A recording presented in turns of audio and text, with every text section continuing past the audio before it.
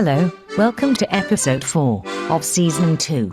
This is the week we discuss Donny, Pools, Bradford, and Christ, I'm going to struggle to get this right on a text to speak. Gills, Gulls, Giles, Illy, Gills. Did Gills work? Let's go with it. It's the lower league look. It's the lower league look. It's the lower league look. It's the lower league look.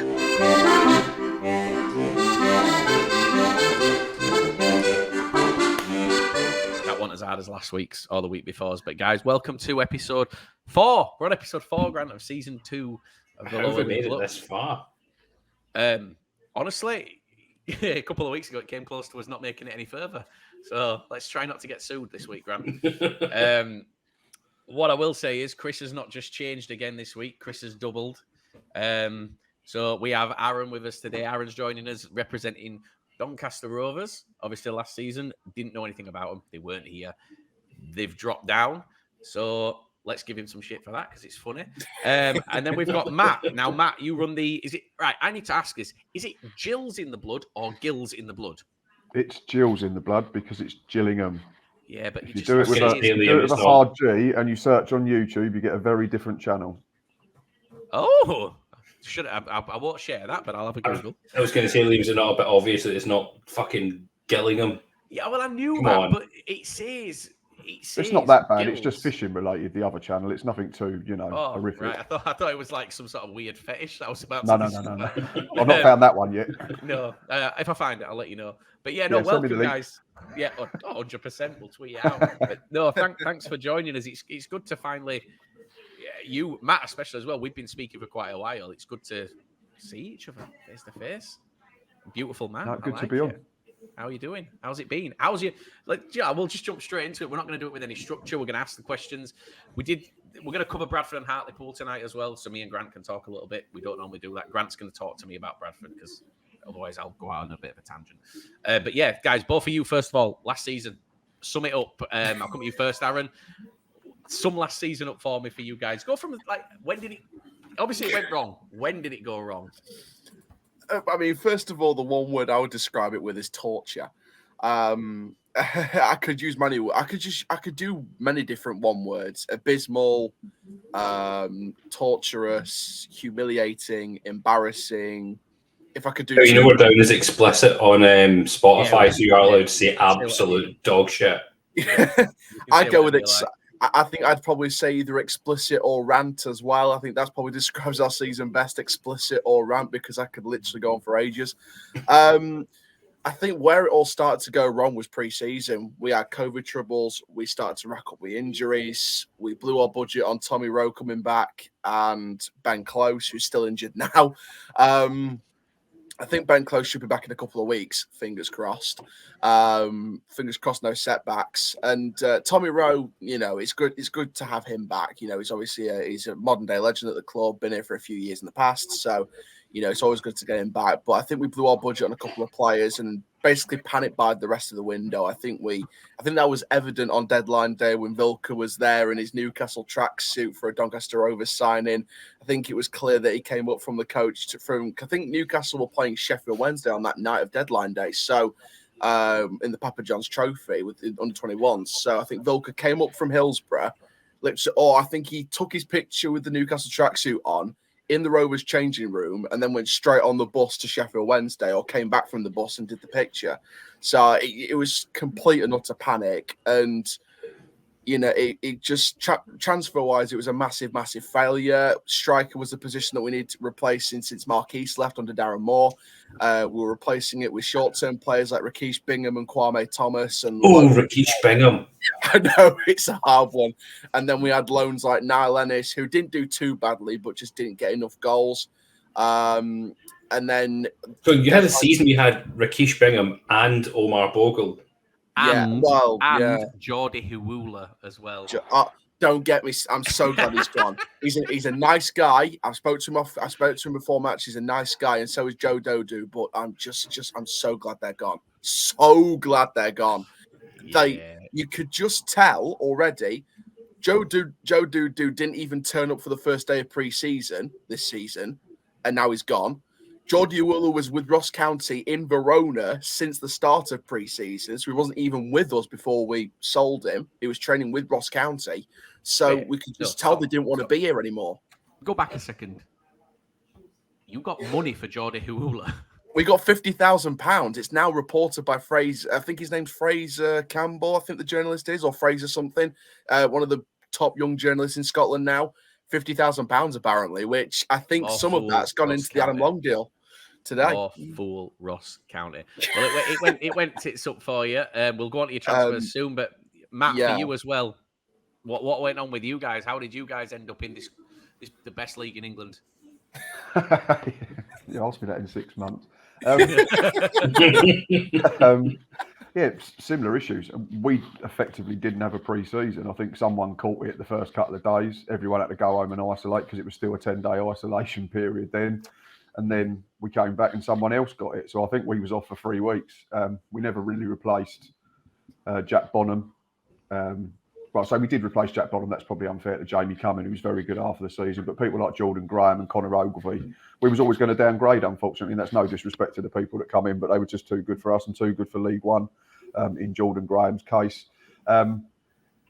Steve Evans said that he was going to run with, well, he labelled it a small squad full of quality and not quantity. I'm not sure we ended up with either, to be quite frank, unfortunately. There was very few people, if you say, tell me which people came out and enhanced or at least kept their reputation from that season, and I'd probably say you could do it on less than half a hand. So, it was just pretty much all the same words that Charles used. It was awful from start to finish, and then the worst bit of it was, almost in a weird kind of way, was that Neil Harris came in and actually gave us a chance, and then you got all pissed off and fed up all over again, because I'd convinced myself probably 3 or 4 times through the autumn and the winter up to Steve Evans leaving in January that we were going.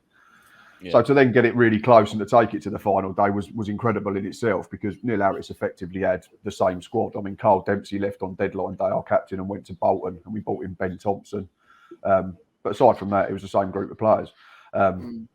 So for Neil to even get it to Rotherham at home, if someone had said to us deadline day, are we going to take it to Rotherham at home and you need to win to stay up, we'd have said yes, please.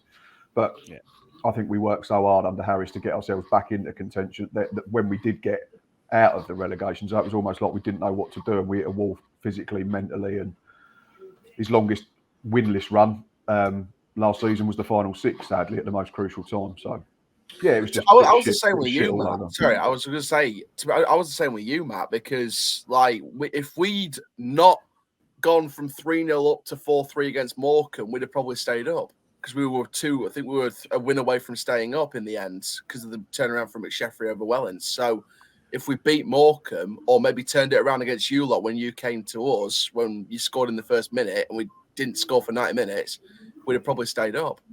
So and then we can say if we didn't concede in the 97th minute at Sunderland, we'd have stayed up. It's all ifs and buts, isn't it? If your auntie had a cock, she'd be your uncle. So, well, to be fair, or these days, she can have both and still be your uncle. He's allowed now, or he, or however they want to identify. Yeah, but that's exactly.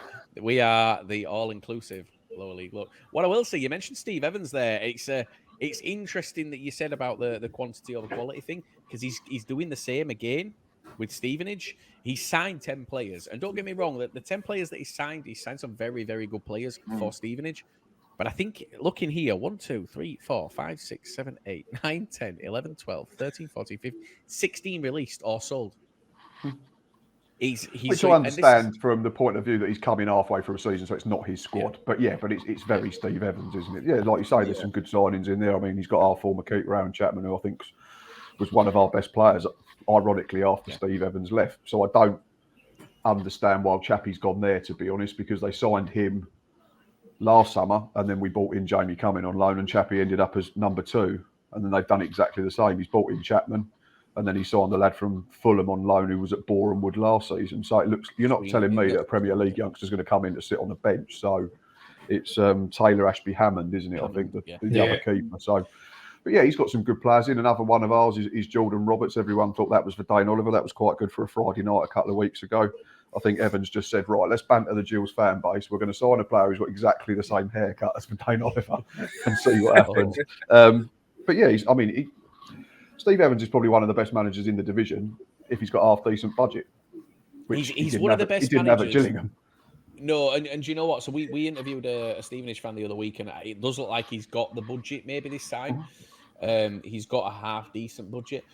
What I will say is Steve Evans is, it pains me to say he's one of the best managers in the league, but he's only one of the best managers if he's managing your team.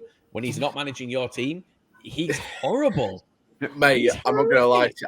I think it's public knowledge that Rovers fans are just holding back and not praising Steve Evans at all, whether he's our manager or not, because I think he's made us angry about 3-4 times the last few years. So I think we're sort of reluctant to praise Steve Evans at all. I think everyone is. I'm going to say he was banned from our stadium. Can we just make that point? He was banned from our ground. He went to court. He got done for it. He got charged. And he was taken to court, and I believe he was banned from our ground. And then he tried to, he tried to shoe himself in for the Bradford job before the Mark Hughes situation, because he was at the games. It was in the local news. Steve Evans was at the Bradford Oldham game. He bought himself a ticket. Like we checked, we asked the question. No one invited him. No one knew he was coming. He just bought a ticket to the game. And then the press saw him and were like, Steve Evans, next Bradford manager. So he became odds-on favourite. And it was just...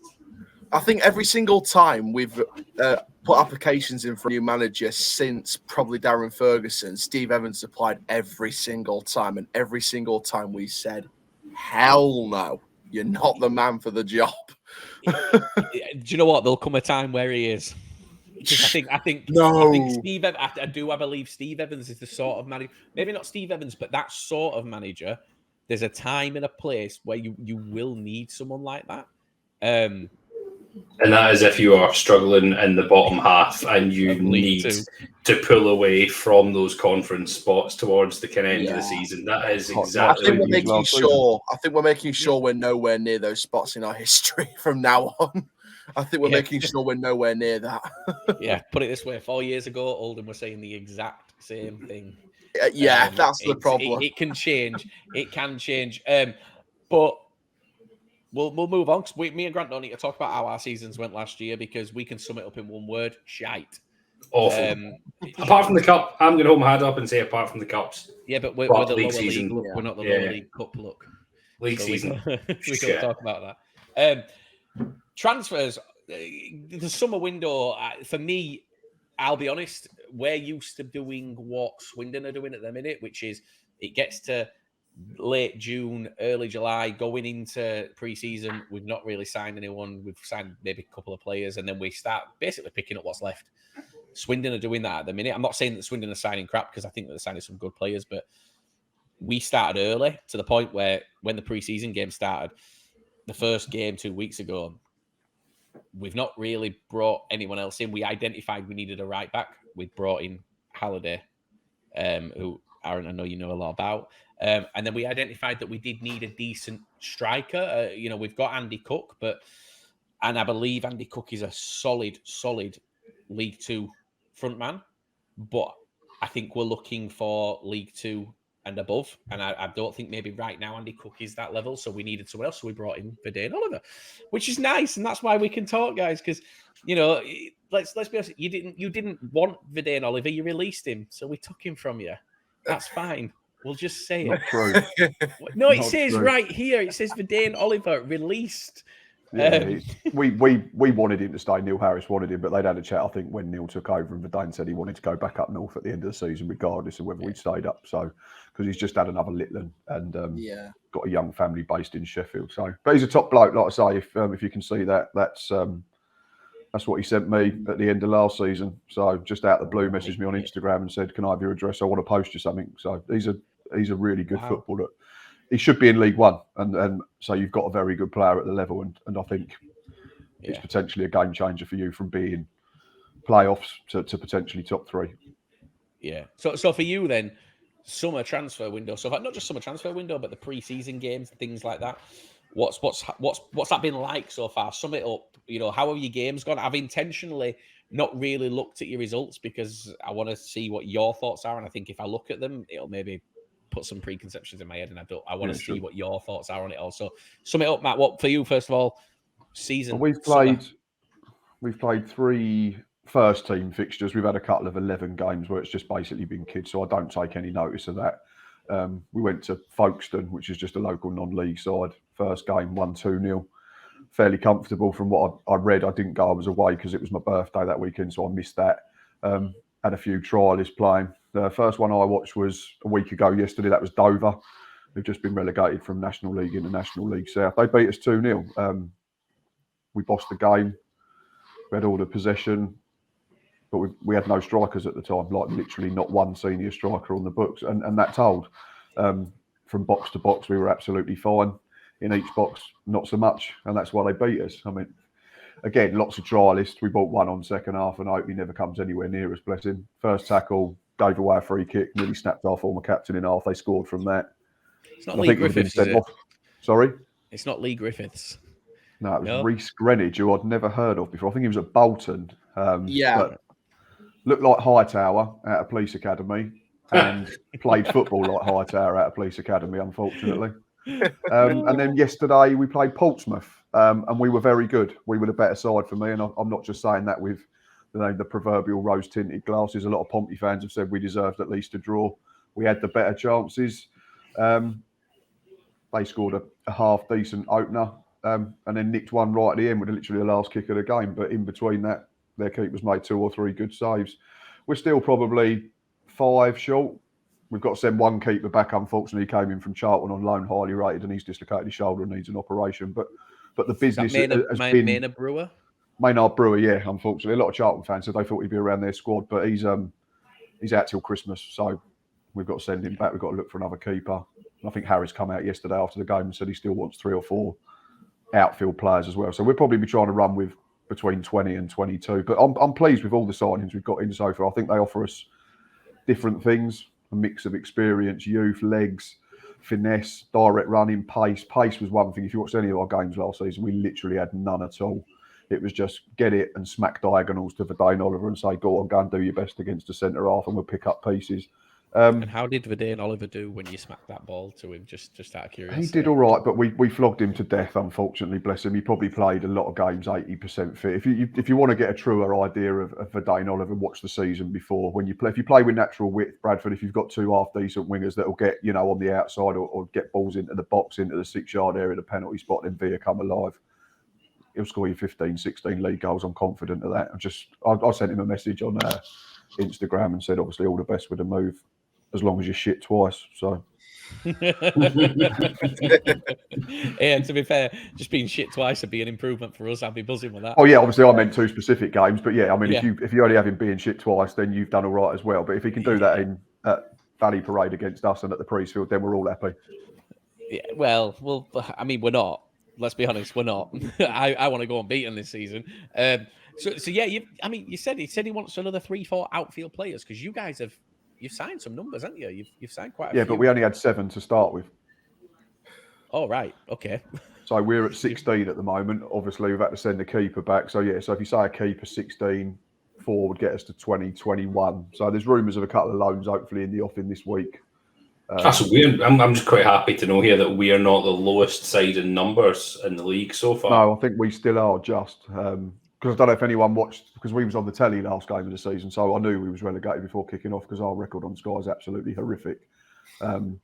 Harry's come out straight after that game and said, we've got 7 contracted players, not all of them will play for me again, but they're all still here. So he's either had to have a rethink or, the budget's not quite what he thought, or he just simply couldn't shift them on. But they've all looked all right so far in pre-season, so clean slate like every season. We'll sit here and think we're going to do better, don't we? And I mean, it'd be some effort for us and Aaron's team to do worse than last season anyway.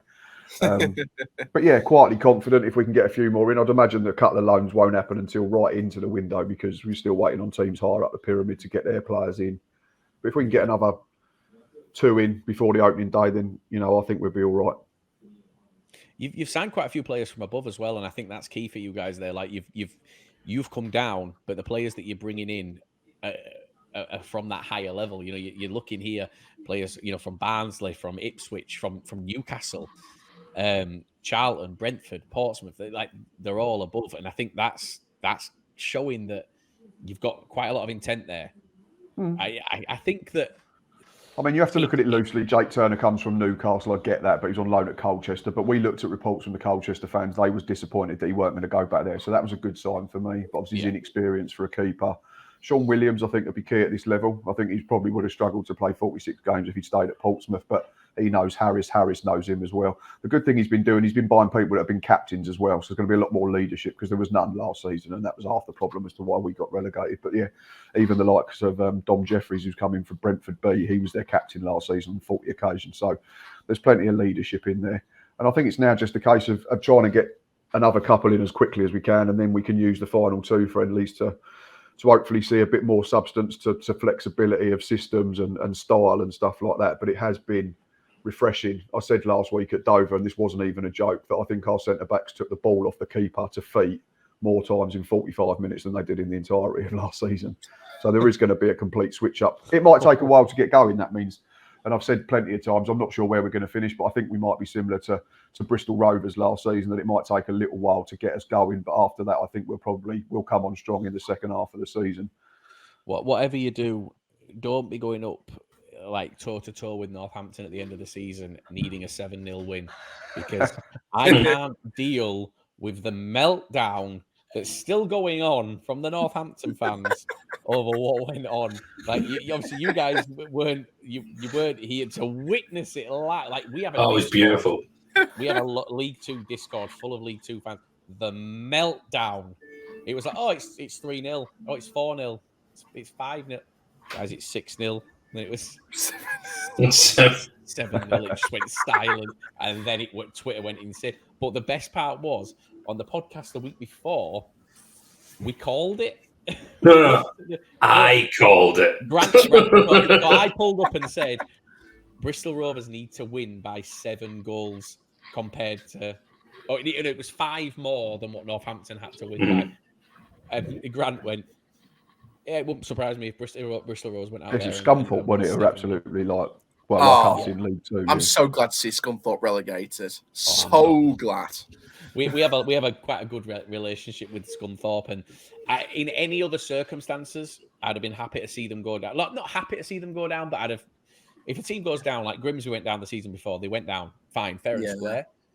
Well, I say fair and square. There was obviously all they blame COVID, things like that. But Scunthorpe have gone down because they've got a lot of issues off the field. They've been asset stripped. We'll call it what it is. They've been asset stripped as a club, and we signed one of their players, Levi Sutton. He was on £800 a week at Scunthorpe, and Peter Swan said, "No, we can get better for cheaper than him at this level." So they released him and never replaced him. He's from Scunthorpe. Like, he was taking a lesser wage to play for his hometown club. So they went out, and do you know what? There's not light at the end of that tunnel yet, but we'll see what happens with them. But yeah, they went down. And even though I'm a rival, I do hope the best for Scunthorpe. Like, I did take some satisfaction in the fact that they were getting relegated, because obviously that's what you do. It's like Rotherham taking satisfaction in the fact that they went up and we went down. Rotherham fans can banter us all they want. That's their entertainment over the summer. Us taking the piss out of Scunthorpe for going down to National League, that's our entertainment over the summer, but not much compared to Rotherham. But I do wish the best for them, because I do hope they get themselves sorted.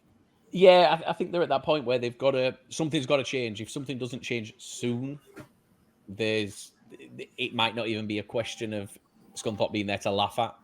That's how serious. Just the EFL in general. Just the EFL rules in general needs changing. It's need changing for the last 25 years, because Derby only just survived. Like, people can ban Derby for all they want. If it wasn't for Coles, they'd have been gone. They'd have been done. History. 100%.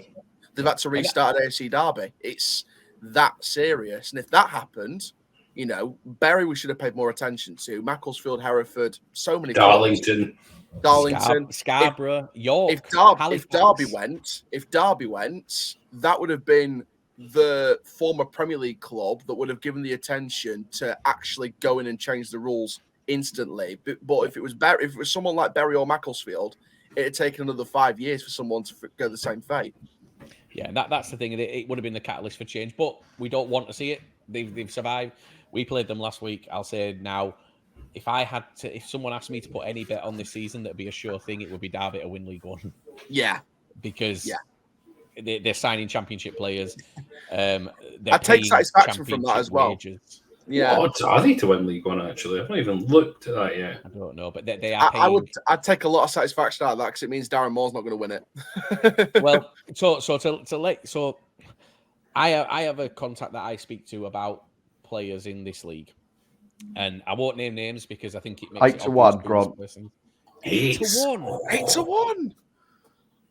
I would temper the enthusiasm purely because I've seen the likes of Sunderland and Ipswich come into our division, our former division. Sorry. Yeah. Yes.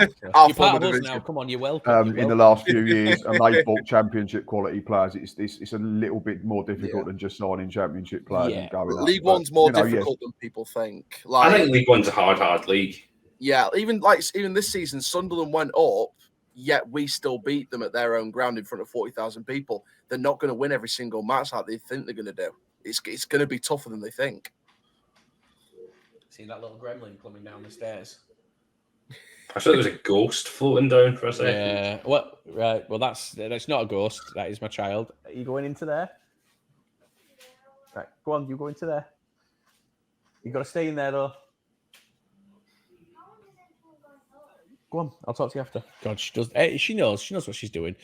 But we don't do cuts on this podcast. We used to, but I got fed up of doing it because Grant and Chris, who we used to record with, used to swear on purpose at points that they knew, and it got really frustrating. So I stopped cutting. I was like, no, it's going out raw. But because you're a cunt. Oh, that's what he did. That's what he did. So we got a complaint. So I downloaded a beep button so I could bleep whenever there was swearing. And I was like, right proud of it. And I had it ready to go. And I did the intro and I clapped. I went, ladies and gentlemen. And Grant and Chris both simultaneously went, cunt. So the episode literally goes, ladies and boop. That's how the whole thing starts. But do you know what? It is what it is. We don't claim to be professional. It's rough. It is what it is. The Derby situation, I get that there's more to it than just signing championship players. What I will say, this contact that I speak to, I'm not going to name the player's name. I'm not going to name his club. There's a player that's umming and ahhing about where to go this season. Does he sign for his current club?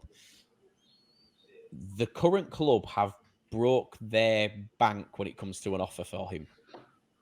That offer is 1/3 of what he is being offered to move to League One. There you go. Now, that's the difference here. I know how much that offer is, but what I don't want to do is say it because someone's going to know who that is instantly. But yeah, the offer, and I'll tell you guys when we start recording who it is, it's fine, but it's insane, the difference in money and that the money that those clubs is. I don't know who the club is at the top of League One, but by the sounds of things, it is Derby because they're throwing that money about. But yeah, fine. Grant, I'm coming to you. Oh man, here we go. So I'm going to start off talking about your summer by asking, how do you feel about Luke Molyneux still being in League Two this season? I mean, the boy shouldn't be in League Two. I think the only reason he's still in League Two is because he can be guaranteed a game week in, week out in League Two. I think if he's took the step up to League One, he probably wouldn't get a game every single week, and he wants to be a first-team player. He's still young. He wants to develop more, and he wants to go to a team that he thinks he's going to be fighting out at the very, very top. So why did he go to Doncaster then? He admitted that he came as soon as the meetings wheels started. He said, "This is the destination I wanted to go at." Bristol Rovers and MK Dons are confirmed to have had interest in him, but when he came to meet with us, he said if we were shown the facilities and everything like that, he came out and basically said, after the manager told him what the vision is and things like that, he was sold straight away, pretty much, and that's why he wants to come. To be fair, though, he's going to say that. He's got to say that. We have every player that's signed for Bradford has said to us this season, as soon as I heard the manager's video, as soon as this was the club for me, I knew it. I've been at every Bradford. single player for us said that. Every single player I don't even like going to Bradford. I live here and don't like going to Bradford. So I don't believe when they say this is it was the only place I was going. No, it wasn't. You met 15 clubs before you met us. We're getting the same every time someone comes in and go, "Oh, we're sold on Paul Hartley's vision." I mean, to be fair, Luke did say that he did have a couple of offers at the same time, but he decided to choose Doncaster because he felt that was the best destination and they've got proper ambition. I won't go like I won't be destination. I won't be going money. I won't be going like that because we don't have the biggest budget in the world. I think we've got like the 14th highest budget in League One terms, so we're not the richest club in the world. It's more than what Hartlepool. I mean, you definitely have a bigger budget than us. The thing that frustrates me is our chairman's came out the end of last season, coming into this season. Obviously, sacked Graham Lee. He's brought in Paul Hartley, and his words were I want to put together a playoff budget and build a squad that can go there. A bigger budget. I know this is a playoff budget. If we've got a playoff budget, why couldn't we have retained the likes of Luke Molyneux? Why hasn't that sort of player stayed with us and been convinced to stay with us for next season? We're obviously offering lower. I mean, a big thing that he said towards the end of last season, why he wasn't agreeing his contract, he said, I'm not agreeing a contract because Omar Bogle's our highest paid player. No. And what a big waste of money that was. And he said, I'm not accepting the contract unless it's on the same level as what he is being paid. I think that's a fair thing to want. I saw Bogle play. Grant, I don't know. We spoke the other day about the Bogle situation. I'm going to let you run with it because I don't know what can be said.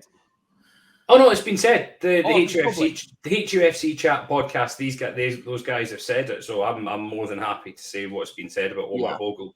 Before you go on to Omar Bogle, Grant, I'm going through a list here. Yeah. I just said, how do you feel about Luke Molyneux still being in League Two?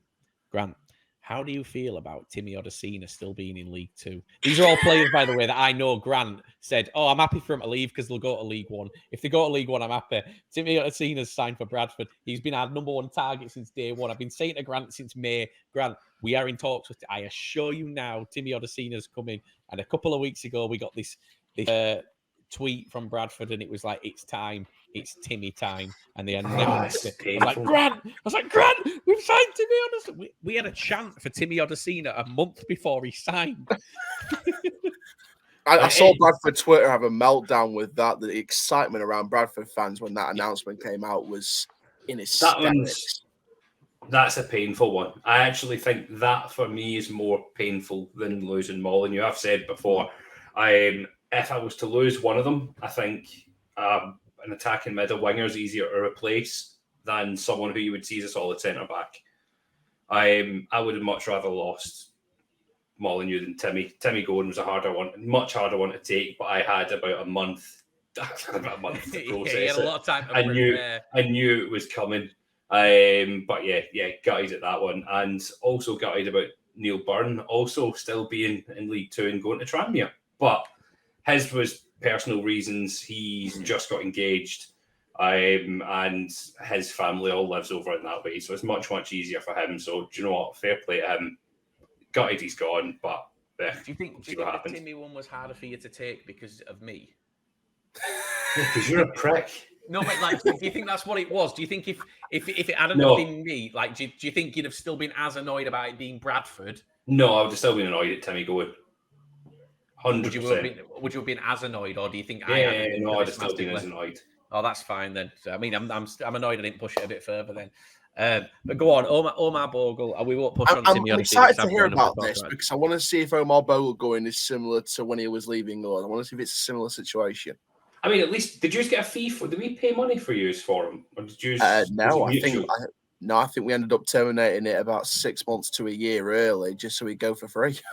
He signed for us on a 2.5-year deal. I think we paid him off. So we got him on a 2.5-year deal. He was by far our highest paid player, head and shoulders above everyone. When did you get him on a 2.5-year deal? Just point that out. Was it January? Wasn't it? January, 6 months ago, they got him on a 2.5-year deal. So he came in, and do you know what? Fair enough. He came in like an absolute baller at first. And then we were just like, yeah, great. He's looking phenomenal, holding the ball up well, and he scored a few goals right early on. And then he just started doing what he wanted. he just became the laziest fucking prick I've ever seen. Walking about like he owned the place, getting the ball, and just Matt, this is going to sum up League Two for you, by the way. Walking out to, just like I'm walking snobby, out to honestly. the Don't make me out touchline. to be some sort of snob. I'm looking No, forward to it. yeah, but you guys we're all northern, so for us, like down where you're from, it's a little bit more proper. You know, but this is going to be. Have you been to Medway? Have you been to Medway? To be fair, I've been to your ground as well. Like I've never felt more fearful for my life than going to Gillingham.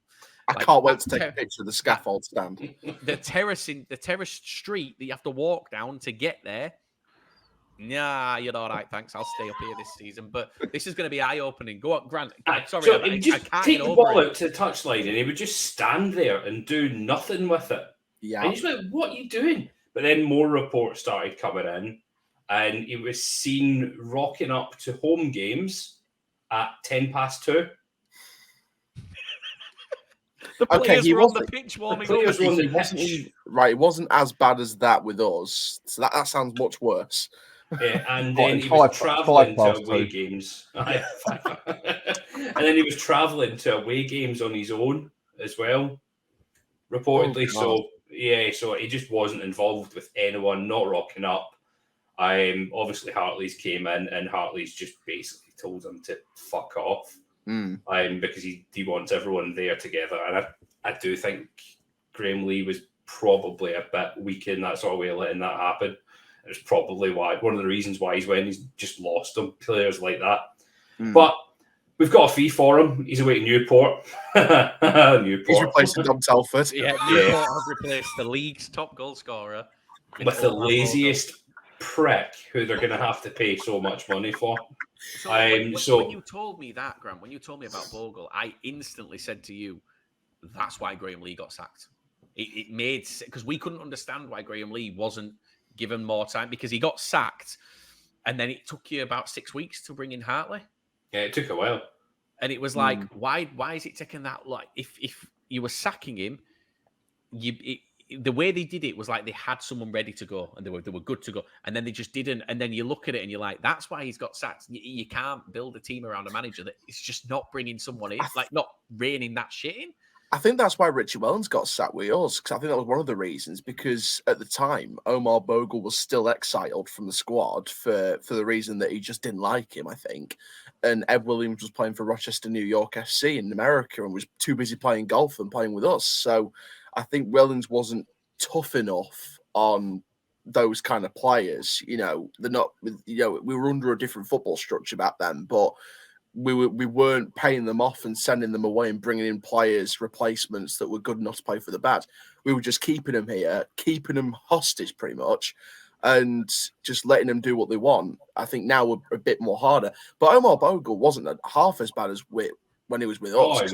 Because when we signed, when Moore signed him back in January, he didn't start off as a baller. I was happy for him to get that monthly award, but then when I saw his collapse at Hartlepool, I was like, God, this is actually hilarious. But when not hilarious for Hartlepool, but hilarious for Bogle, because it's like, it was hilarious for me as a Bradford fan watching Grant have a meltdown, because when he came in, my inbox. Oh, when he came in, my inbox was like this signed Omar Bogle guy. That's it. We're gonna make the playoffs. Grant said. I thought it was going to be phenomenal. No, just as a senior professional, I was like, you should be embarrassed with yourself. He's I spoke to him before match. He's a nice guy, but he should be embarrassed with himself for the past few years. But when he started with us in January, a couple of years back, or about a year or two back, he didn't start off as a baller. He was just sort of getting into his stride. Then Moore left. Then we had a few months where we collapsed with a manager that didn't have a transfer window to bring in his players and was stuck with a squad that didn't want to play for him. That's why we fell off a second place in the space of 5 months.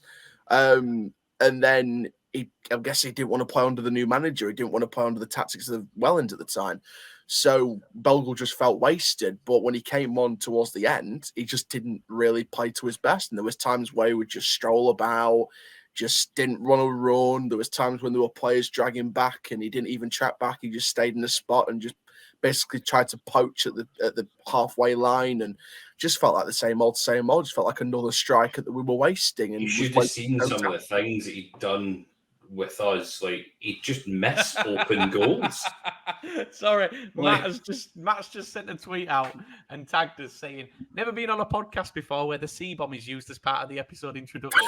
Week 2 is going to be fun with the Macaulay Culkin Home Alone." If that doesn't sum us up, that is it. That is perfect. I don't think Omar Bogle was as bad as going to away games alone. Like he didn't even turn up late to games and stuff like that. It was never as bad as that. He would always turn up to games with the rest of the squad on time and that. But like he still played like an absolute lazy idiot. Well, let's just wait till we get a Newport fan on for some more Bogle talk, because that'll be interesting. But Grant, signings. You'll be happy being Scottish, because you guys seem to have gone, we brought in a manager from Scotland. Let's sign any player that's been released by any Scottish club this summer, aside from one from Notts County. You've got Leathern from Morecambe, and then you've signed someone from Wealdstone. The Wealdstone Raider is raging. Transfers coming in. How happy are you? Do you know what? I'm unsure so far, because a lot of the players are unproven in this league. I think we've recruited positionally quite well for what we need to do. We've got in a solid left back again, and Patterson, who can also play higher up the wing. Ferguson's never had any sort of challenge at all, so it's good to get a challenge in for him and someone to cover him if he's unfit.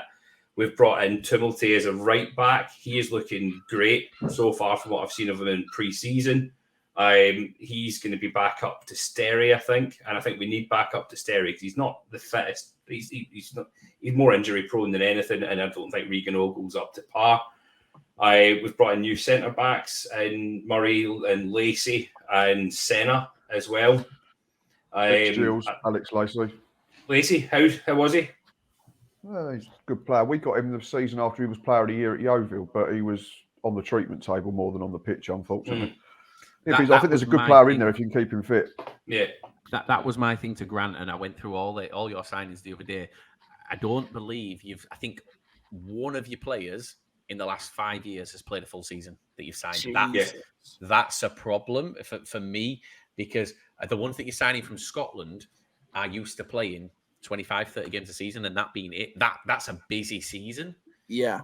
Without cups, you've 46 games in this, and I think I got into a conversation with a Pools fan the other day. He mentioned the two centre backs. He was like, "We've got the centre backs sorted. That's fine." And I said, if you're relying on two centre backs, one who played 17 games last season, 14 the season before, or something like that, and the other one that played a maximum of 25 games in his career in a season, there's a problem here. You're gonna struggle. And yeah, Lacey was the big one because I think Murray looks good. I think Murray, if we're keeping him and if he's going to push on, I think he's going to be a cracking player. He had a great season for Kelly. And also talks of us now bringing in Tyler McGloyer as well. And I think that would be a phenomenal signing for us. He's still a young player. And I think he's possibly, if we get him, a better replacement than Timmy. Tyler McGloyer is great. Who else, Grant? We brought in Josh Umera. No, that's not what I meant. No, that's not what I meant. Umera's a good signing. Aaron, don't indulge him. He knows what he's doing. Josh Umera's going to be great. So he's our number 9. Grant, I'm going to mute you in a second. You are going to answer the question because I think this is hilarious. Who else are you bringing in, Grant? Brought in, or was that who else? No, who bringing? Who are you announcing this week? Jake Hasty. We've brought in Jake Hasty from Rangers. I'll say it. I don't mind. Who? Right, fine. Right, so. Wait, what? We're bringing in Lee Griffiths. Oh, right. Yeah. Wait, hang on. The Lee Griffiths from Celtic. Yes. Lee Griffiths, who went on loan to Falkirk last year, played 17 games and scored 2 goals.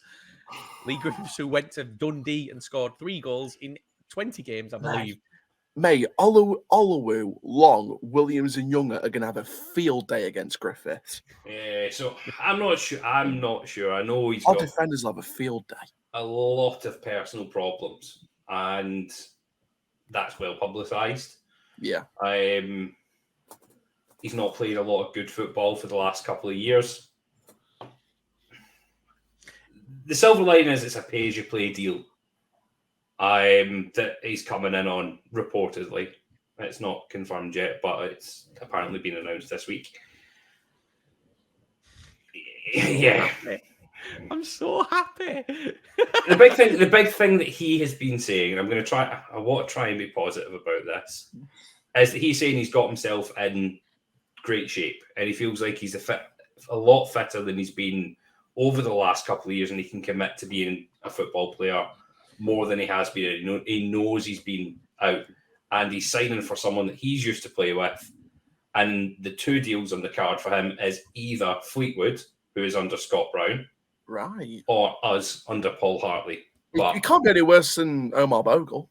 It can't be any worse than Bogle. And Omar Bogle's got 5 goals in half a season. No, he can get worse than Omar Bogle. Yeah, but to counter that, I'd say it's only 2 seasons ago that Lee Griffiths got to double figures for Celtic in the Scottish Premier League. So if you do get him back anywhere near firing, he's a step up on Bogle. There's no doubt there's a player in. There's no doubt there's a player in there somewhere. Yeah. It's can he be unleashed?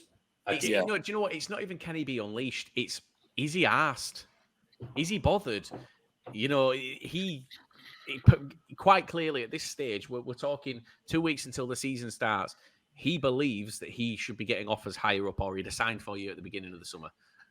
You know, if you guys are going to, and it wouldn't be a pay-as-you-play deal. He believes he should be playing higher. The issue is he's been put at lower levels, and he's been. I mean, we've got a friend who's a Scotland fan. He's a Scotland fan. No, he's not. He's a Falkirk fan. Sorry, my phone pinged at the same time. He's a Falkirk fan. He said he's absolutely dreadful. He's going to say he's got himself in shape, but if he's got himself into that shape, there's been a lot of clubs that have looked at him this summer. Like that's been reported. I think, who did you mention, Grant? There's someone in... a deal with Forfar in Scottish League 2, that fell apart. So who knows what you're going to get? He's going to split opinions all season, I think. You say Fleetwood as well? Yeah, Fleetwood. It's between Hartlepool and Fleetwood, apparently, at the minute. That's where he's Look at the two managers.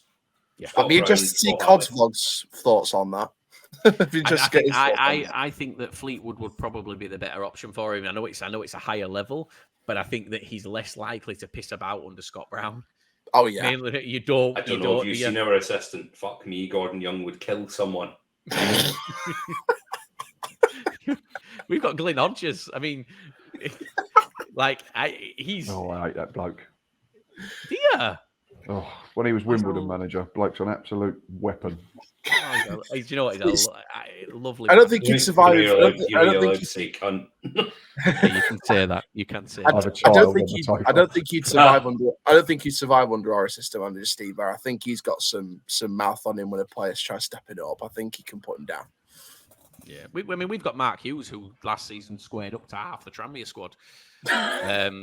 You know, we're not asked. If Glyn Hodges ain't fighting, Mark Hughes is fighting, and that's what you kind of want, don't you, as a thing? But yeah, Grant, for you. So shall I flip the question on you here, Liam? Now, so I mean, you've spoke about it enough already, but how's your summer been? Oh well, where do I start? No, do you know what, Grant? You'll back me up on this. I'm probably one of the least. I don't want to say least optimistic, but I'm quite standoffish. Least optimistic? Hold on. Right. So, no, I'm going to go off on this, right, guys? So, when you're saying least optimistic, they played York yesterday. Yes. It'll be the other day when this goes out. Yes. This is AJ Greaves played for York, who was released by us this summer. My phone goes, I'm like, oh, right. Liam's phone and Mrs. goes, again, you fucking talk to him all the time, right? So Anthony goes, Grant, guess what? I'm like, what? And he goes, I've just watched the Champions League 2 play. Least optimistic? Fuck off. I did mean to ask, actually, how did AJ Greaves play for York in that game? I'll be absolutely honest with you. We were that good. I didn't even notice that York had players. Fair enough. It's only because he's signed for York because he's released by us this summer. So I want to see, and I'm a good mate of AJ, so I want to see what he's doing. Well, the issue for me is that right. So I'll back up what I said. I never look at us and go, like, every season we are one of the favourites to go up. We are. Unfortunately, it's a curse because of the size of us. People go, oh, they're going to go up, blah, blah. I'm never one that backs that. I'm always one that goes, there's a lot of work to be done. The Bradford way would be for it to fall apart. This summer's different. It feels different. The players that we've signed we're not signing rejects. That's the thing. When we are not signing players from clubs that want to, well, I say that obviously Vidin Oliver was released, but that's fine. You guys did want to keep him, so we'll stay with that. But the players that we're signing are the quality. I mean, Timmy Odesina, Grant. Obviously, I'm not trying to rub it in, but you said yourself one of your best players last season, and we spoke to someone quite high up at Bradford about Timmy Odesina before we signed him, and this is how I knew that we were going to sign him. He just said best left-sided centre-back in the league by far. That was their opinion on it, and for them to have that opinion, that was where I went, right, there's no way they're going to say that and then not sign him, because they're not going to say it and watch him go somewhere else. So that was confident. But you look at, we got spanked by Derby. Like we did, we got absolutely played off the park by Derby. There were spells where we looked really good, but no, for me, I think Harry Chapman, unreal signing. Critchlow, our fans are calling him a Rolls Royce of a defender. Odesina, Brad Halliday. Aaron has some views on him, and then Vidin Oliver. You've got Richie Smallwood in as well, and you're from Hull. How do you manage that? But that's I got in an argument with was it an Orient fan? They signed George Moncur, didn't they? It was Orient who signed it. How did Rich Mullins pull that one out the back? Well, so on Facebook in the League Two group, an Orient fan, he posted the picture when they signed, and they were like, "That's it, signing of the season. Played 15 times for Hull in the Championship last season. Don't get better than that." I was like, "Mate, we signed his captain. Played 42 times for Hull last season. Don't come at me and tell me that someone who played, I think 13 times it was, is the signing of the season." You know what? I'm really excited to speak to Orient fans because they think they're getting playoffs this season. They don't know what we knew for the last 6 months under Richie Wellens. Well, we'll find out. It's gonna be funny. We're gonna interview as many as we can, but the players that left us, we were quite gutted about. We did lose some good players: Paddy O'Connor, Vernon, Elliot Watt. They were the three main ones. We have. Well, but we released Callum Cook. Still. Yeah, Callum Cook, by the way, for Hartlepool, he for me is your signing, like without a doubt. Like unreal. But no, those three, they were the three that we were most worried about, and we've not just replaced them, we've double replaced all of them. That's so for me, we talk about the summer. I'm usually very standoffish about how we're going to do, but I'll say right now, I am very happy with what's going on. That's the beautiful thing about this, and I'm quite excited. Don't know if you can tell. You've signed another one of our ex-players as well, haven't you? Not just for Dane Oliver. Who else? Emmanuel Osadebe. Right, give me right. So I'm going to ask you a question about him. What do you feel? Because Walsall fans were laughing about us signing him, but he's looked quality. I think he's a twat. Right. Okay. Fair enough.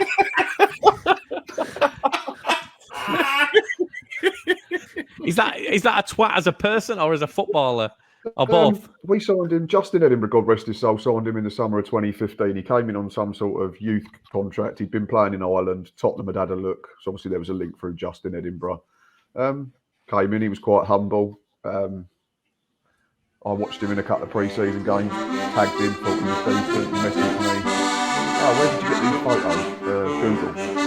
Not rocket science. "Oh, if you see any more, can you send them to me?" "Yeah, he's done all right. He won goal of the season. I think you should check it out. If you check it out, Emmanuel Osadebe, Gillingham v Bury, goal of the season. Very good. Runs from the halfway line, scores a good goal. Second season, down tools. Didn't want to know. We were playing Oldham at home in the league. We weren't playing great. They were bottom. We were 1-0 up at half time. We lost 2-1. Justin Edinburgh changed the system, went to a back three. I tweeted at the end of the game, didn't tag anyone, didn't mention anyone, just said, don't know why we changed it. We were on top, boss in the game. Managers cost us. General opinion. He starts replying. This, haven't you? You've messaged me about I mentioned it before, because I'm such a big fan. He started tweeting me, "Oh, you're Mr. Fucking Know-It-All," and I was, hang about. Like, I've literally not put you, I've not tagged you, I've not slagged you off. Just started going off on one from there. I just thought, nah. And then we went to Charlton back end of that season when we were struggling to stay up under AD Pennock. And he was offering fans out in the car park, trying to get them to go outside to have a fight because one of them had a pop at Bradley back. There was rumours at the end of that season that he was one that was causing a divide in the dressing room. I just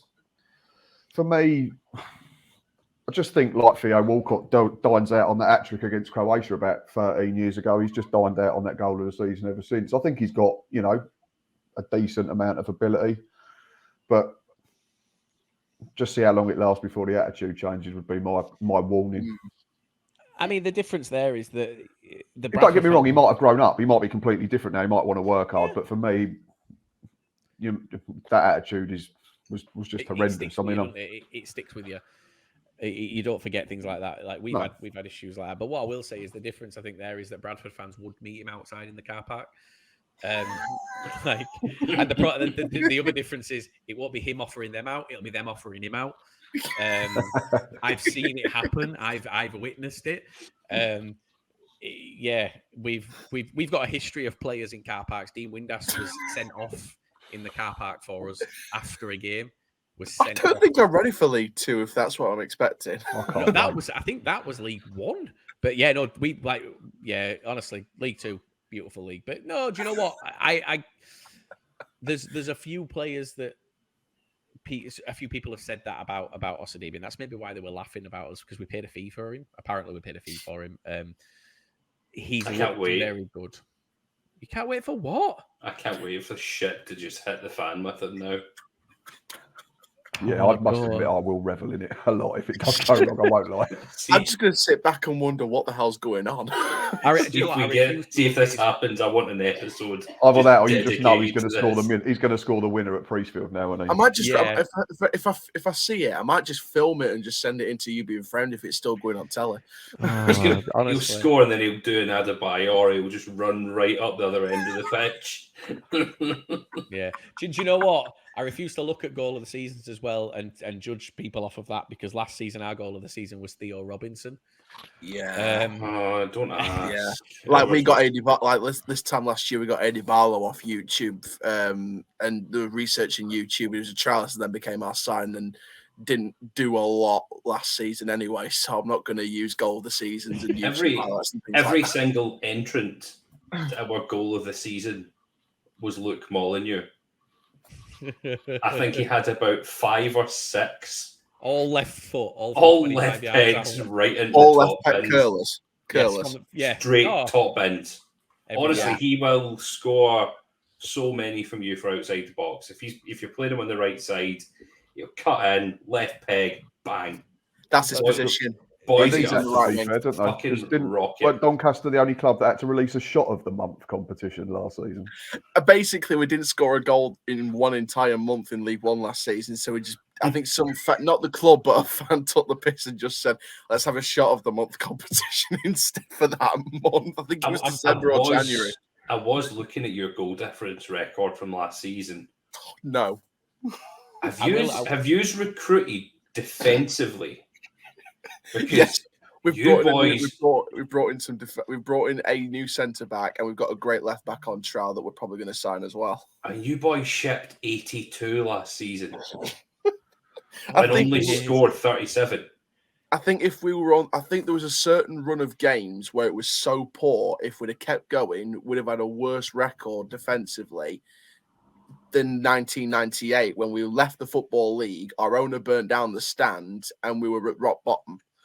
Literally, that was the only season where we shipped more goals and conceded more goals. So I think if we had conceded like 7 or 8 more or something like that, we'd have shipped in more than that season in 97-98 at Bellevue. What are we letting into this league, Grant?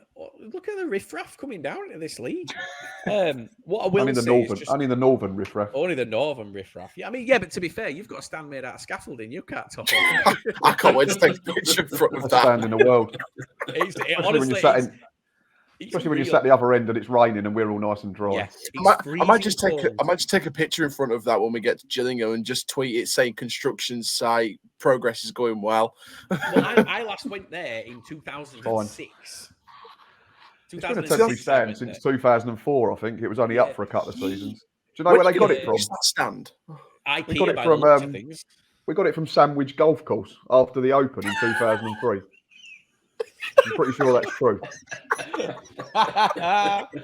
Well, it's grand. Honestly, if you get a chance to get down there, get down there. If it's still there, if it's still there in 2024, you're going to have a 20-year anniversary party for that stand. I hope it is. If To it's be still fair, there that in was the only thing. 2024, If the Russians gonna be do dead. turn up, you'll be thanking us because we'll all be fucking hiding underneath it. That thing won't come down. Shooting in waves, we'll be fine under there. Yeah, it's insane. To be fair, the Russians couldn't be asked to walk down that terraced street to get to your stand. That's the issue. Just on that, we mentioned Theo Robinson, and Grant rolled his eyes, and there's a reason for that. And I love telling people this story. So Grant's missus is not a football fan, not at all. Grant and her came down to stay hours to go to watch Bradford versus Mansfield. Mark Hughes' first game in charge. So Grant, they came down, and she sat there in the stand. Theo Robinson came on, and he started running. She turned to Grant. I'll let Grant, because he can do the accent, because she's Scottish. But go on, Grant. Grant. He is the fucking worst football player I've ever seen in my life. He played for us, and he wasn't great with us either, to be fair. It's bad. But guys, I'm gonna push forward here because we're nearly at the end. I'm gonna get wrapped up. Each of you, who's gonna be your standout player this season? I don't think I've gone through my window yet. Oh, have you not? Fucking hell, Jesus, go! Go. Aaron, transfers. Go. It's Luke Molyneux. Go. Yes, I think Luke Molyneux was a good signing this year. Great player, especially with the interest from League One. We just signed Adam Long today as well. A lot of Wigan fans seem to rate him as a centre-back, 21 years old. Seems like Wigan fans have said he's not really put a foot wrong since he's been in the squad, a ravaged squad that was during an admin season. So that can only be a good thing. We brought in George Miller, who, for me, I think 3 and 4 games in pre-season looks good already. Our new number 9. Who else we bringing in? We brought in Harrison Biggins in that midfield as well from League One at Fleetwood. So good player. I've heard a lot about him, so it should be good. Josh Andrews on loan from Birmingham. Birmingham fans seem to rate him. Rochdale fans maybe not so much, but he's 6'5". So if we do need to go along for a rest at match and try and win a game with a bit of long ball for the last few minutes, then I'm sure he can win some aerial duels. We've got some people on trial as well. So we haven't got a recognised left back. I know Rowe can play there, but we haven't got a full out and out left back. So we're trialing James Maxwell, who's been let go of Rangers, who's got some decent stats on loan at Ayr United. I think 5 goals and 4 assists in 29 games in the Scottish Championship on loan last season. So James, for me, is a good left back. I'd bring him in. We've got Lee Tomlin as well on trial. He's been doing good. He's in better shape than before. So he's definitely in good shape. He's still bulky, but he's the same shape as me, like round. He's round is a shape, Grant. He's still he's still bulky, but he's put a decent shift in every time he's been with us on trial. So I think even just a 12-month contract with an option for an extra year would be a good deal for him.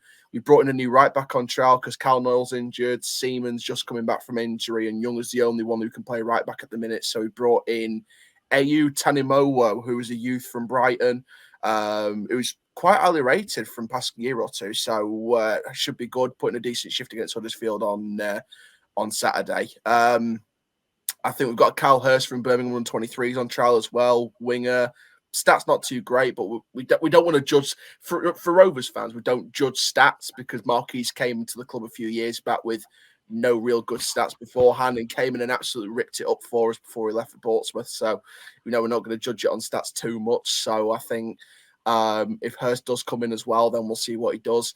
And then we've got this under-18 winger that we had called Jack De Grucci, who, if we sign him, he'll go in the academy. So it's not been too bad. I think pre-season's been good. We've won every single game so far. We've got Rotherham on Tuesday, United of Manchester on the Saturday, and then our season starts at Valley Parade. So 4 and 4 in pre-season. At Valley Parade as well. And I think that, look, I think with the window so far, I think it's been good. I think it's been a better window than last year by a million miles.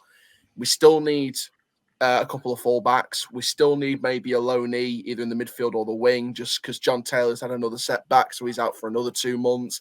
Even though I asked him how long he's out for, he doesn't even know. So it might not even be 2 months. It might be longer than that. So, but but I'm happy with the summer so far. The window's been great so far. Bring a couple more in. Pre-season's been win, win, win, win. When the last season was loss, loss, loss, loss. So it's good to see us win again.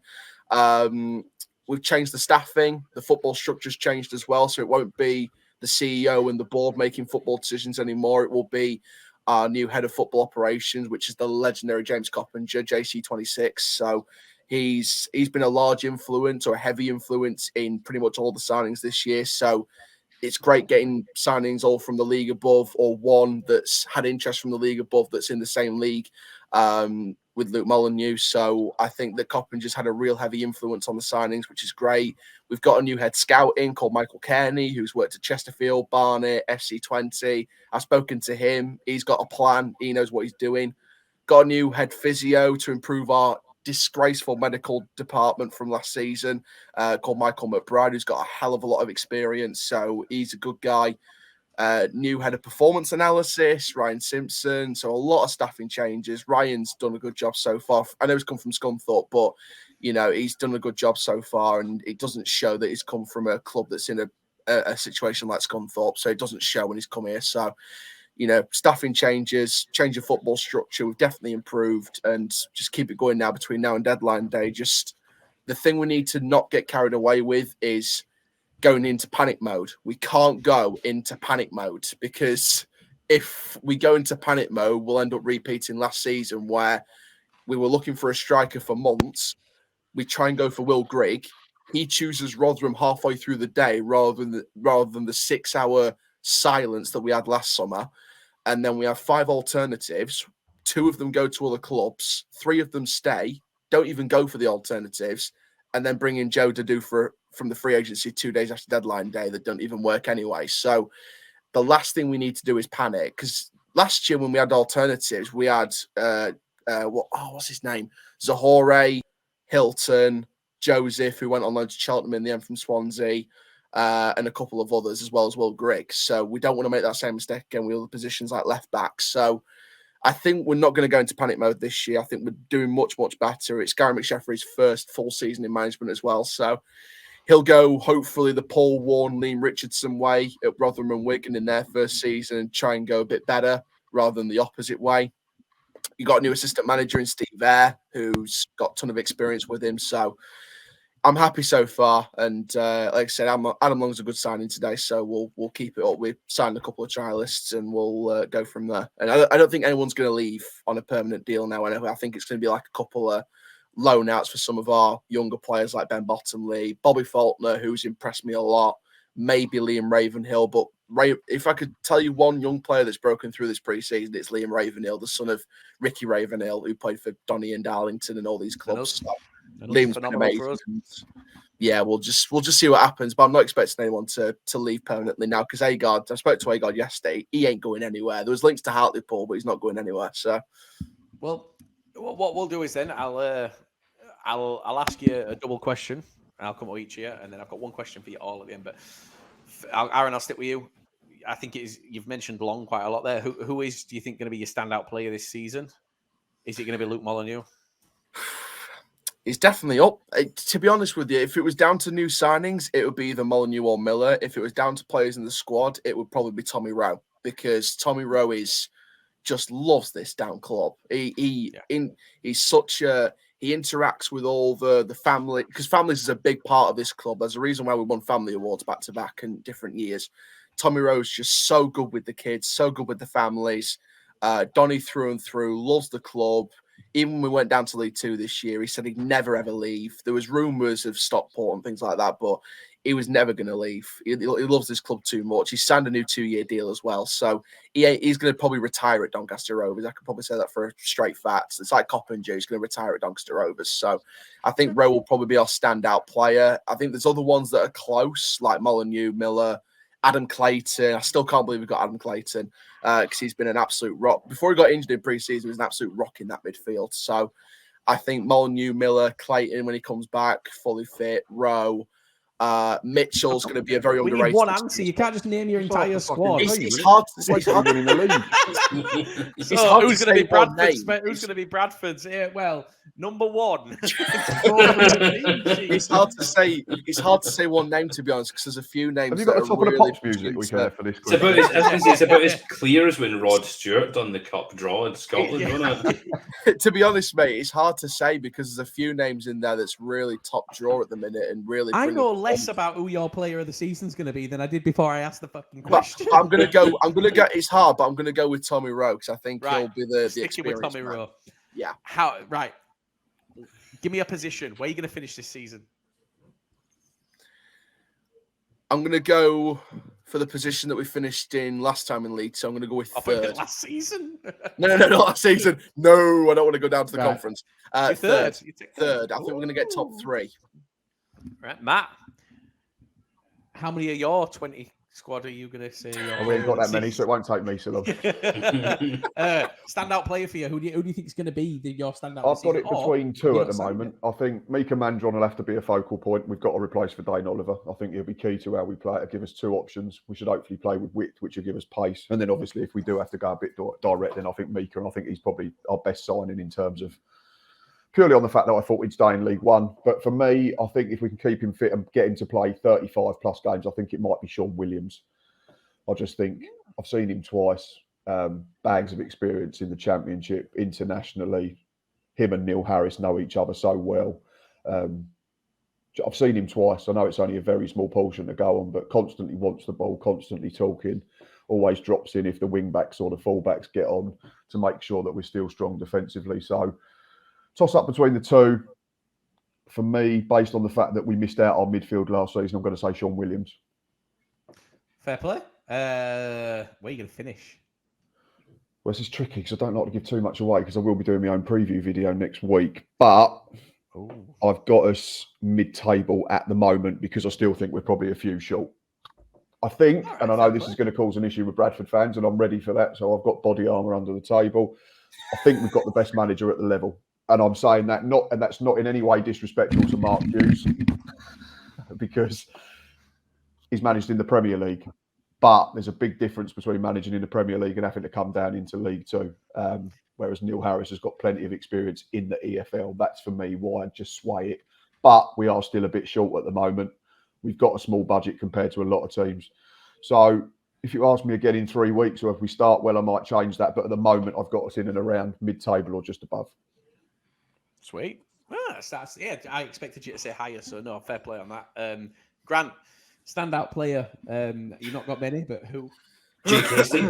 Lee Griffiths. I think Jake Hasty's going to be phenomenal for us this season. He's already looking good pre-season. I can just feel it being a great season for him. He needs to find a home.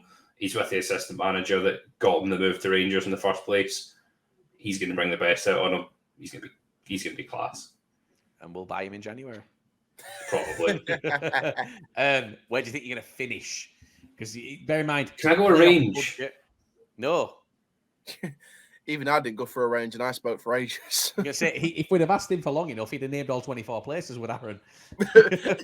No, I'd have probably gone with between 3rd and 10th, but no, you're not having a range, Grant. I was going to say 1st and 7th. Sorry, I'm going to go 9th to 12th as my range of where I think we'll be.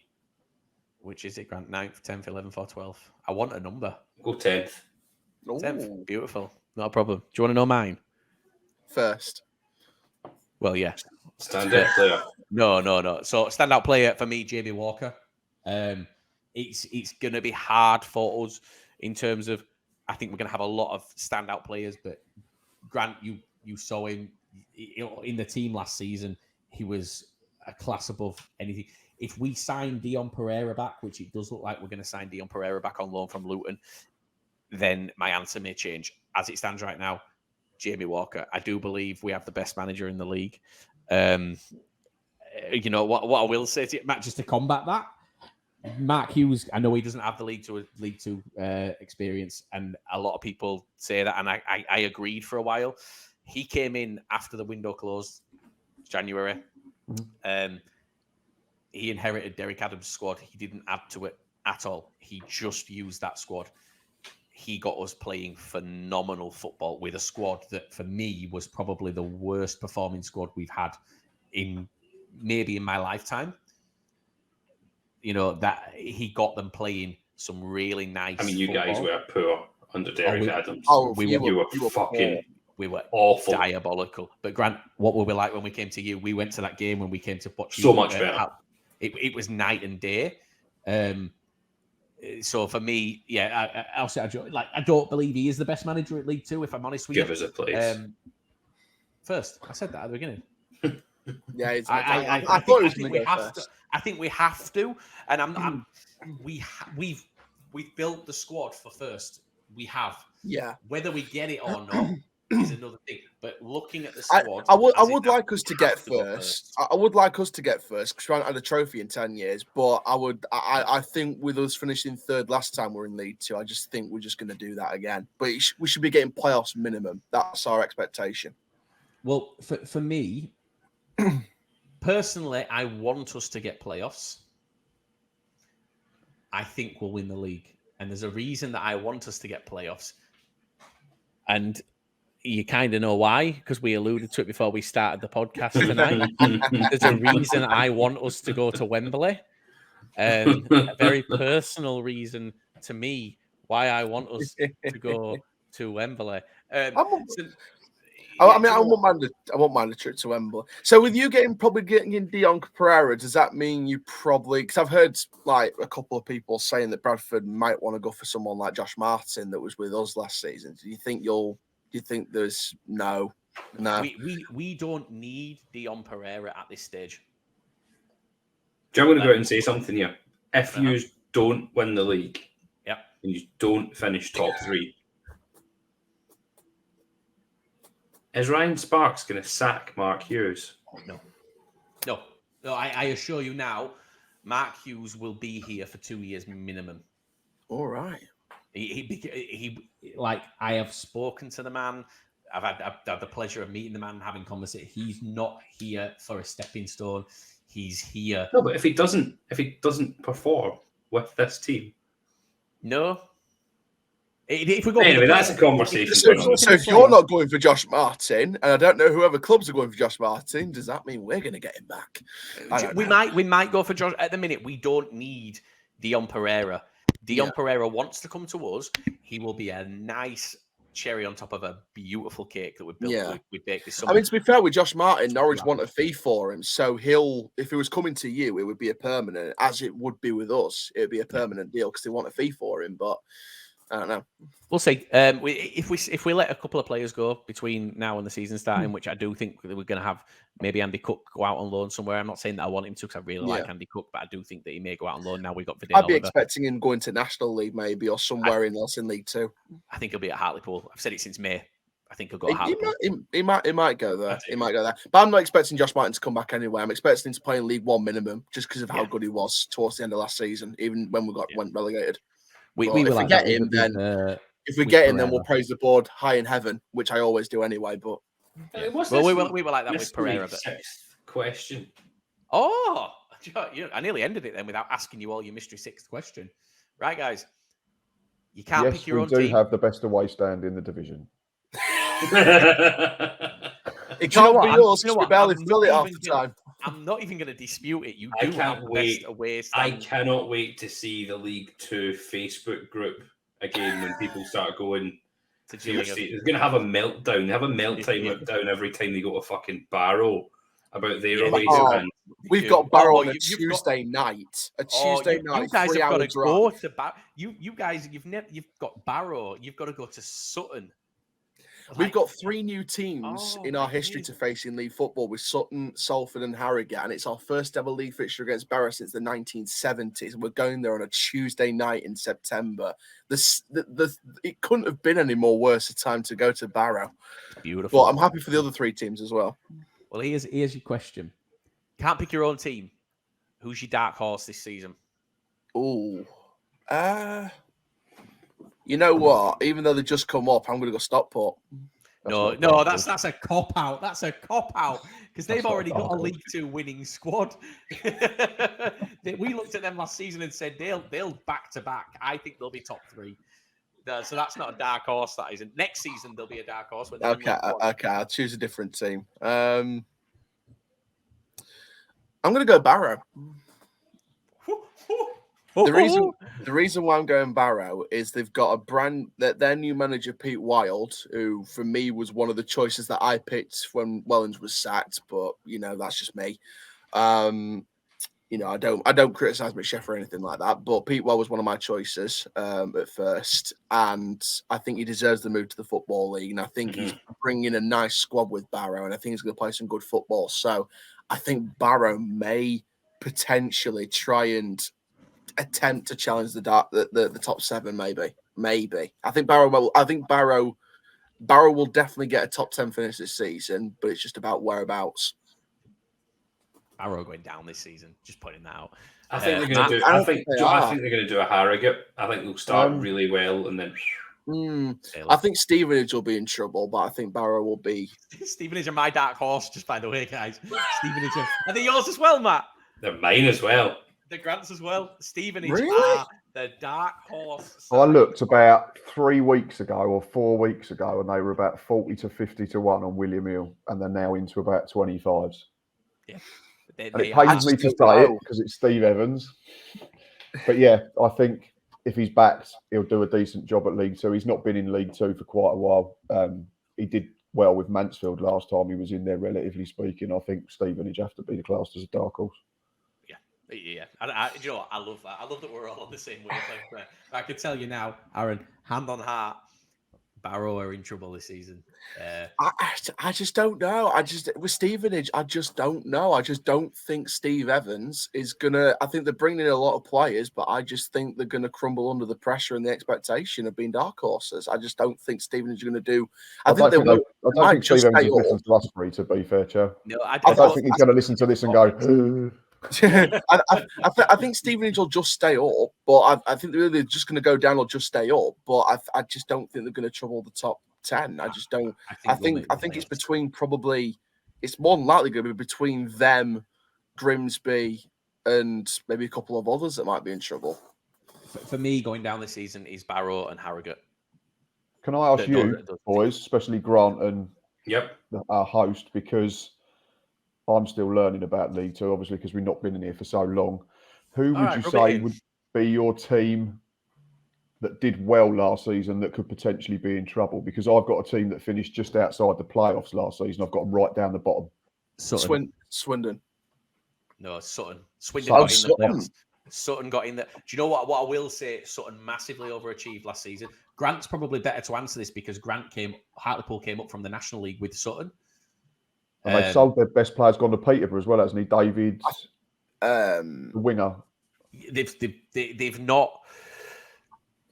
Yeah, this was some good players, but this was the season for Sutton.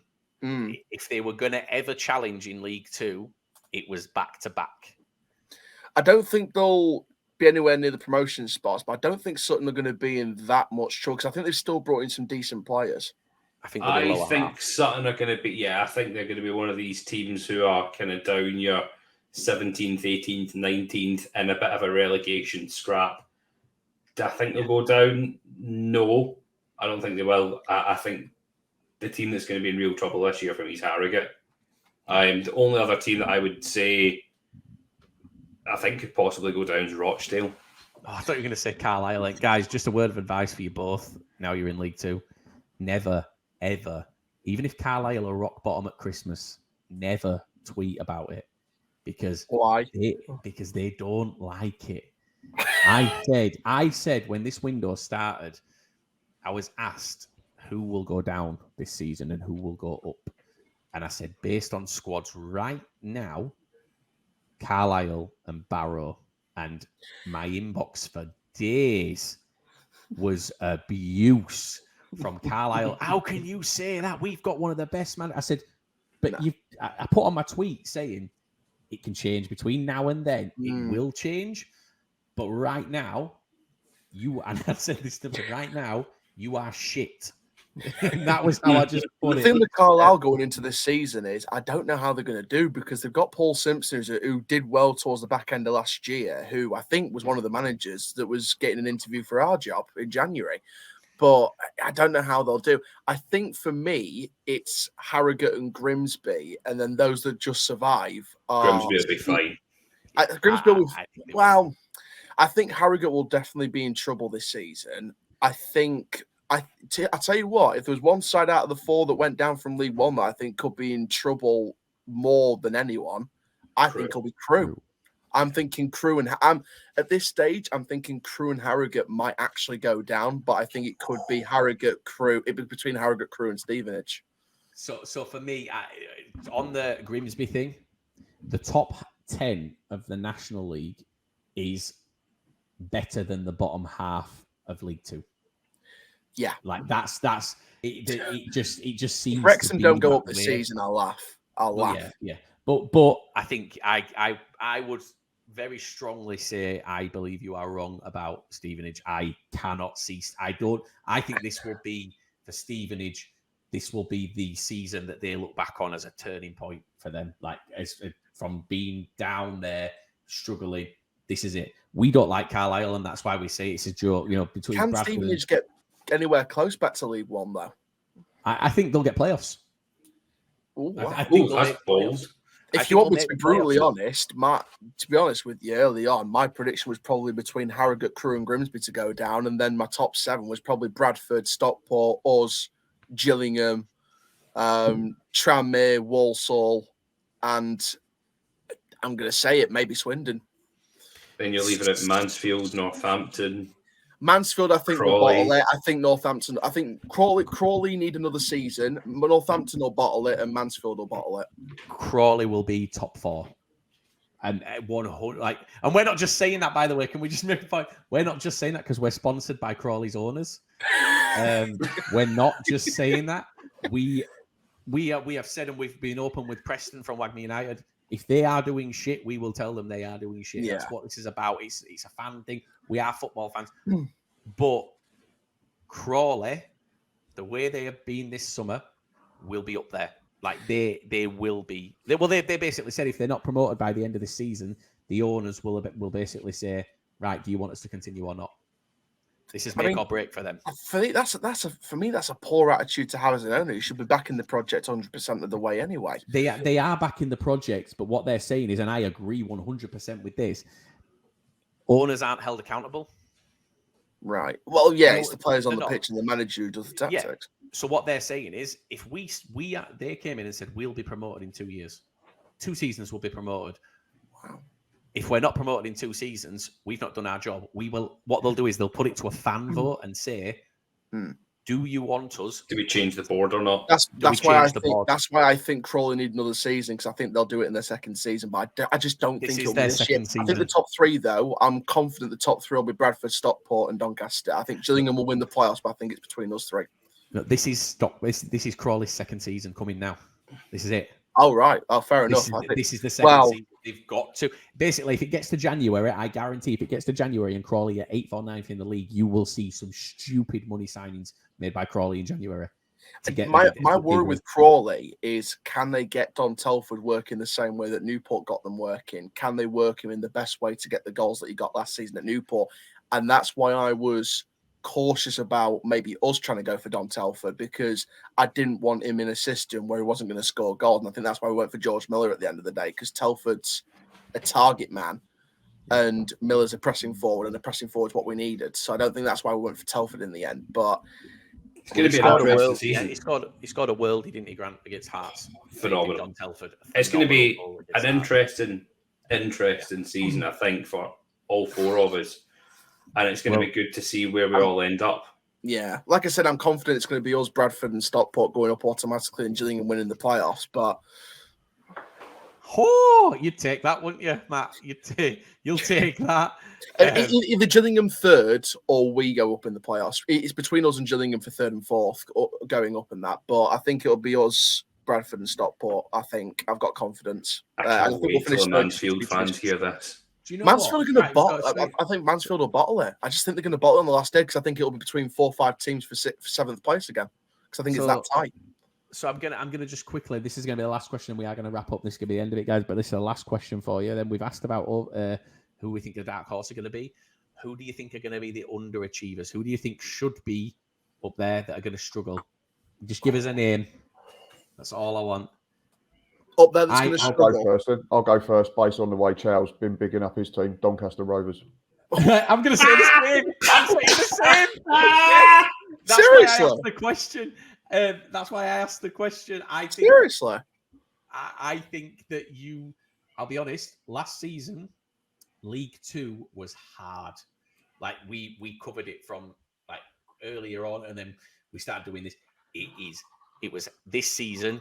It is going to be horrific. I'm not going to deny that. I've got at the moment, based on signings and what I've been looking at over the summer. Out of the 4 teams that came down from League One at the moment, I've not got any of us higher than a 10th or 11th at this stage. Who have you got first? Not Bradford. Is it Stockport? You have to watch next weekend. I'm going to watch next weekend, but what I'm going to say to you now is... all 4 promoted teams all 4 relegated teams from League One are no higher than 10th? Not at the moment. I just think there's a lot of teams coming down. There's so many teams that are going to spend more money than all of them teams. I think Crewe are in massive trouble. Wimbledon haven't signed enough. They've signed good players, but I don't think they've signed enough. They've lost their best player. Yeah. McSheffrey's got huge question marks over him, and you were very, very poor last season. That takes a lot. I mean, to be shitter than us takes some doing. I think we were doomed. I think we were doomed 6 months into the season anyway. I think we knew we were relegated. I think that's why we brought in McSheffrey, because League Two is a building league, and McSheffrey's gonna take more time. So we weren't looking at the first 6 months with McSheffrey, but that's the point. Just be there. League Two is a building league. You're gonna need more than a season. It's really? Not an easy. This season's going to be harder than last season, and last season was horrible. Forest Green was 17 points clear, Grant. 17 points clear. And almost bottled it. Yeah. I think going into the second to last game of the season, anyone from 1st to 7th could win the league. From 2nd to 7th could go up automatic, and from 3rd to 11th could get in the playoffs. Yeah, it's going to be tight. I'm not going to lie to you. It is going to be tight. And I do get the question marks over Gary McSheffrey, because there was question marks over because of his inexperience. But like I said, it could go the Paul Warren way, it could go the Liam Richardson way, or it could go completely the opposite way where it fails. It's a gamble, 50-50. But is your budget the same as Paul Warren at Rotherham and the same as Liam Richardson at Wigan? No. No, I know that for a fact. What is your budget, guys? Do you know roughly what your budgets are? Ours is about £8 and a burger. Sweet. When do I start? Where do you want me to play? Just a burger. I think the owners say all the time. I think the owners told me that it was like 14th highest in League One at the time, but I don't know how true that is. Can I give you my underachievers as well as Doncaster? I think Swindon as well. I think Swindon will underachieve this season as well as Doncaster. I don't think at this stage what Swindon do, if Swindon finish mid-table, I don't think that will be an underachievement. No. I think if you looked at the end of last season, it would have been. If you'd have said to them at the end of last season, you're going to finish 14th, 15th next season. But based on right now, I don't think Swindon fans will feel that with the squad they've built right now, it'll be underachieving. I think. The reason why I had them in 7th was because I think they'll just do it on the last day over like 4 other teams. I think it'll be that tight again. Swindon did that last year. Again. My biggest underachievers are probably going to be Tranmere. Every year. Tranmere, they were second until I think it's no surprise. I just don't think they've got enough to challenge Bradford, Stockport.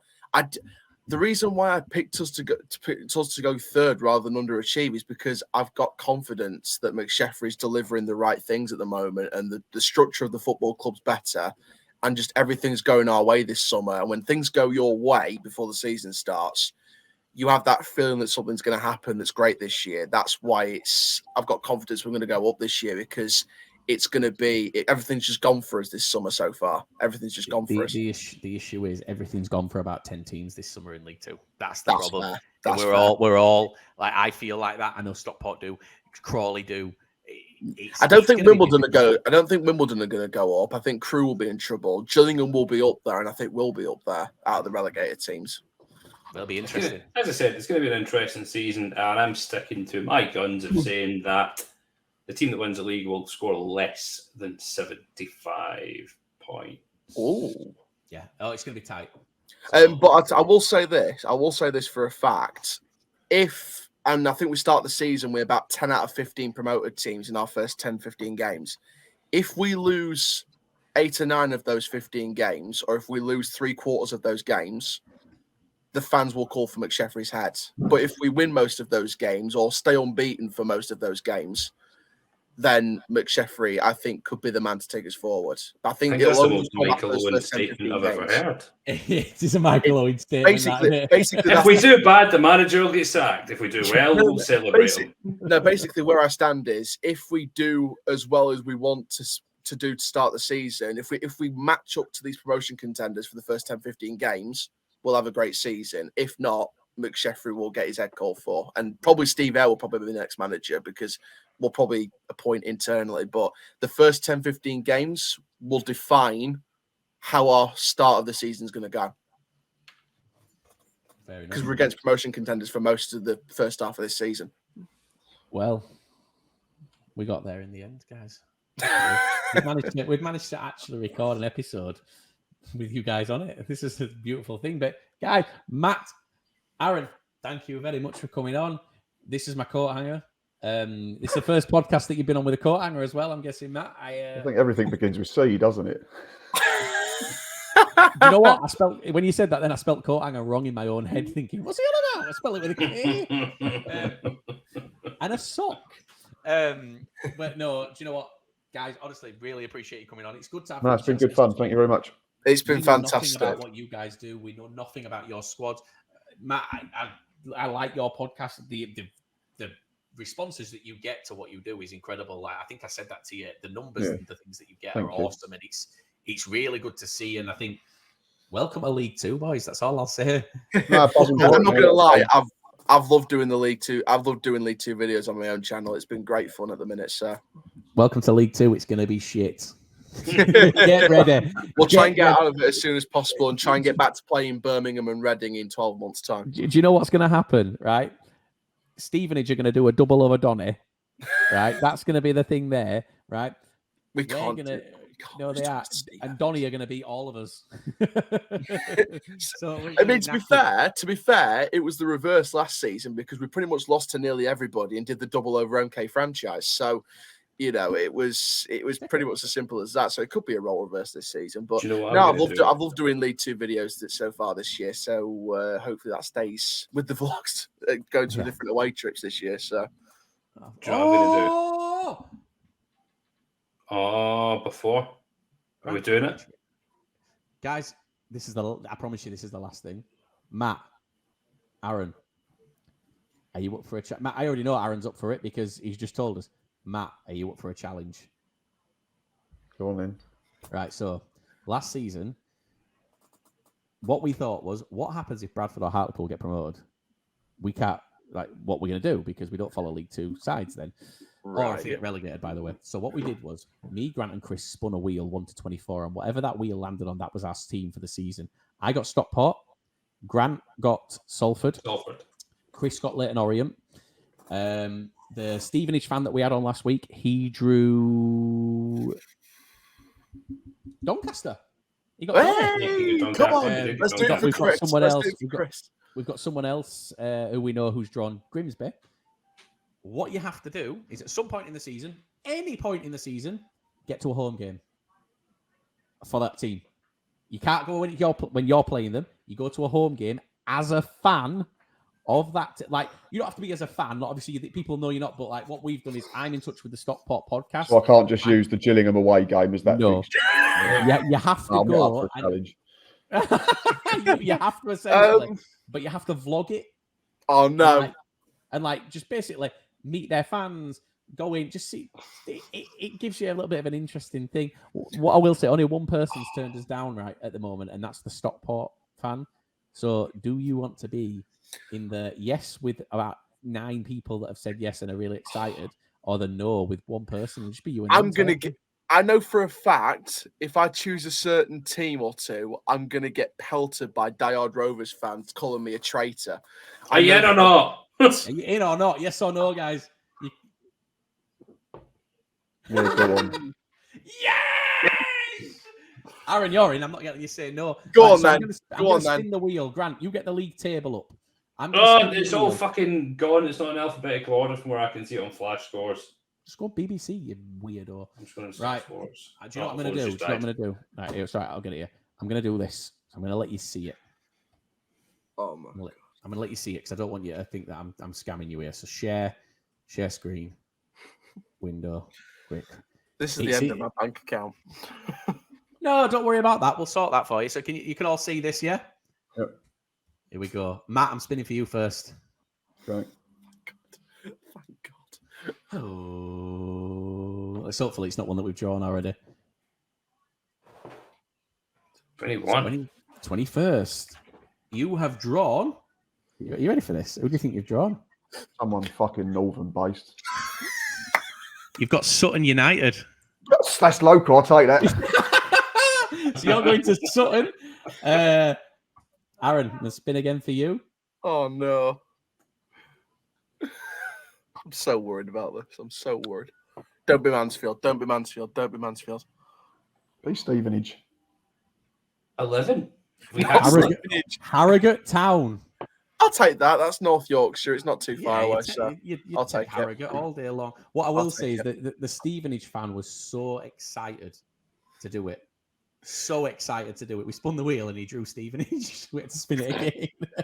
And who did the Stevenage fan draw again? Doncaster. Yeah, so he's coming to you. So yeah, so we'll put him in touch with you. But guys, thank you very much for coming on. We've done a long. I think it's the longest one we've actually done. So fair play. It's been fun. Grant, do the usual. Walk us out. I'm going for a poo. I can't. Right, okay. So, guys, are you not staying for this end bit? Come on, stay. Or I have. You know why I have to stay? Do you know why I have to stay? Because the door to the toilet's there, and I'm not wearing any pants. Right, guys, everyone, thank you very much for listening once again. Don't forget, follow, like our page on Facebook, like this when it goes up, comment whatever you want. We don't care. Just comment something, share it out to your friends. Follow us on Twitter, retweet it, quote tweet it, like this, follow it. Give everyone here, give Aaron a follow, give Jules the Blood a follow. It's been fantastic podcasting with these guys tonight. I'm not just saying that, it's been great fun. We've loved it. Much fun. Don't forget to give us a follow on Spotify. Rate us 5 stars. Someone's brought our rating down and decided not to rate us 5 stars on Spotify. God's sake. On purpose. Probably was when he left, but rate us 5 stars. Comment whatever the hell you want. We don't care what you comment. It doesn't count towards the rating. Just rate us 5 out of 5. Do the same on Apple Podcasts as well. Give us a follow. Join us on our Discord community. Come and join it. It's good fun to have a chat about football. We like doing it. We like to call ourselves a community. It's better than anything that's going. It's good fun. Also, shout out to the sponsors, Wagme United. Thank you very much once again for all you guys do. Woohoo! Everyone, you've been the Lower League Look.